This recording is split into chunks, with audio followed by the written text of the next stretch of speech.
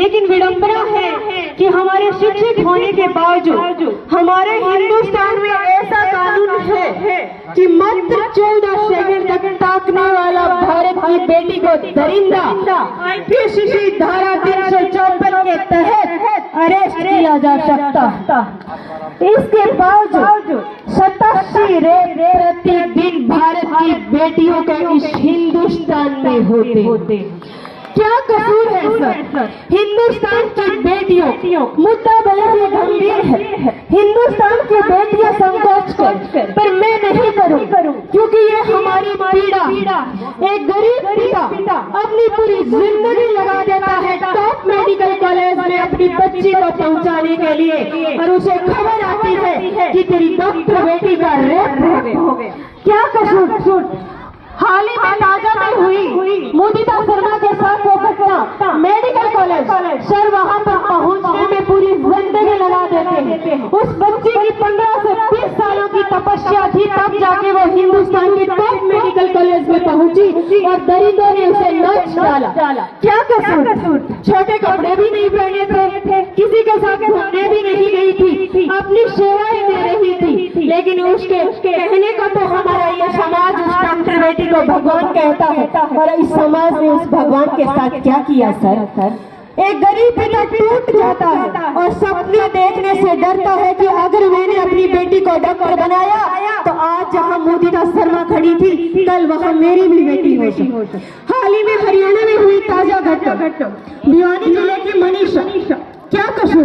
Nursing officer बनने का सपना देखा। गरीब पिता की बेटी थी, स्कूल में ज्वाइन कर लिया पार्ट टाइम, 5,000 रुपए सैलरी मिल रही थी। पिता पर भार न बनो, अपनी पढ़ाई का खर्चा खुद निकालूं और समाज में एक मुकाम हासिल करूं। उस बेटी को भी नौचा। उसका क्या कसूर? वो पिता बेबस पिता, क्योंकि कहते हैं इस समाज में गरीब के सिर्फ 3 नाम है, झूठा, पापी, बेईमान। गरीब पिता बेबस कानून के पास सहायता मांगना चाहता है। मेरे देश का कानून सवाल करता है, भाग गई होगी, आ जाएगी। क्या कसूर? जबकि उस बच्ची को 3 दिन तक रिपोर्ट नहीं लिखी गई। क्या हुआ सर? कुछ दिनों तक वो मुद्दा गर्म हुआ और शांत हो गया, क्योंकि हम सिस्टम के आगे हार जाते हैं। सिस्टम को किसी और ने नहीं बनाया, हमने बनाया। जनता के द्वारा चुने हुए प्रतिनिधियों को आज हम उच्च पदों पर पहुंचाते हैं। होना ये चाहिए कि वे प्रतिनिधि हमारी कठपुतली बने, और आज हम उन प्रतिनिधियों की कठपुतली बन चुके हैं, क्योंकि हम मान हैं वापस विधायक आएंगे, CM आएंगे, मंत्री आएंगे, और मुझे कहने में कोई संकोच नहीं है कि ये मेरे दादा और ताऊ उनकी बातें सुनेंगे। मजाल है आप में से कोई एक सवाल पैदा कर दे कि आज हमने आज जो पिछले समय में हमारे सामने वादा करके गए, उन वादों का क्या हुआ? कोई नहीं करेगा सर।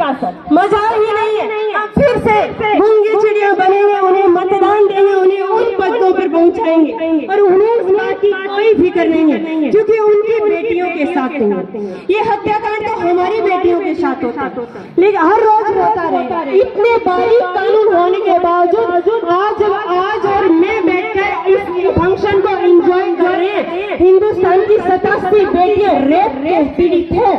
आज 87 घरों के माँ बाप टूट चुके हैं, जिन्होंने अपनी बच्चियों को शिक्षित, और ये समाज सवाल करता है हम बेटियों पर कि तुमने छोटे कपड़े पहने होंगे, तुम्हारा व्यवहार अच्छा नहीं होगा, तुम्हारा आचरण अच्छा नहीं होगा। क्या सारा कसूर हम बेटियों का है?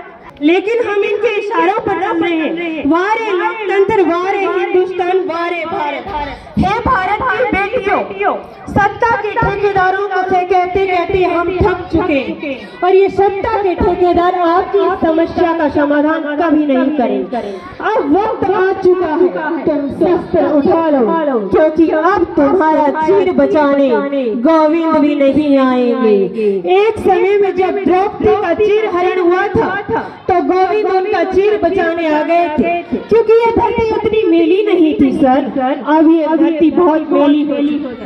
हे समाज के ठेकेदारों, एक औरत को इतना मजबूर मत करो कि वो चंडी बनने पर मजबूर हो जाए। इतिहास गवाह है, जब जब भी एक औरत जिद पर आई है, तब तब स्वयं नारायण ने भी अपने घुटने टेके हैं। हे सत्ता के ठेकेदारों, अगर आप हम भारत की बेटियों की आबरू नहीं बचा सकते तो खुशियाँ खाली कर दो, क्योंकि उन पदों पर अब भारत की बेटियां आए। क्योंकि जब शक्ति, संपत्ति और सद्बुद्धि तीनों ही औरतें हैं, तो इन मर्दों को गरूर किस बात पर? अगर हम घर संभाल सकते हैं, सृष्टि की रचना कर सकते हैं, तो हम देश भी संभाल सकते हैं। महिलाओं को अंडर एस्टिमेट करने की जरूरत नहीं है। यदा यदा ही धर्मस्य ग्लानि भगवति भारतम अभ्युत्थानं धर्मस्य तदात्मनं सृजाम्यहम्। अर्थात ईश्वर वादा करके गए हैं कि जब जब धरती पर पाप बढ़ेगा, तब तब ईश्वर धरती पर आएंगे। मुझे पूरा विश्वास है अपने राम जी पर कि वो अपना वादा जरूर निभाएंगे। महोदय, दुनिया इतनी पवित्र तो नहीं कि स्वयं राम जी इस पापी दुनिया में आए। हो सकता है वो अपने किसी भक्त को भेजे। ना अबला हूँ, ना नारी हूँ, ना बेचारी हूँ, तू देख मुझे मैं नारी हूँ। सबल प्रकृति मेरी प्यारी हूँ, मैं सर्जन की अधिकारी हूँ, मैं अंधकार का विनाश हूँ, मैं रूप हूँ सफल प्रकाश का, मैं पायल की झनकार हूँ, मैं पायल की टकरार हूँ, मैं सौम्य रूप हूँ दुर्गा का, मैं रणचंडी का अवतार हूँ, मैं माता हूँ, मैं पुत्री हूँ, मैं अर्धेश्वर की अर्धांगिनी हूँ। छोड़ो मेहंदी खड़े उठा, खुद ही अपना चीर बचा लो। तूत बिछाए बैठे सपनी मस्तक सब बिक जाएंगे। उठो द्रौपदी शस्त्र उठा लो, क्योंकि अब गोविंद न आएंगे। कब तक आस लगाओगी तुम बिके हुए अखबारों से? कैसी रक्षा मांग रही हो दुशासन के दरबारों से? स्वयं जो लज्जाहीन पड़े हैं, वो क्या लाज बचाएंगे? उठो द्रौपदी शस्त्र उठा लो, अब गोविंद न आएंगे। धन्यवाद।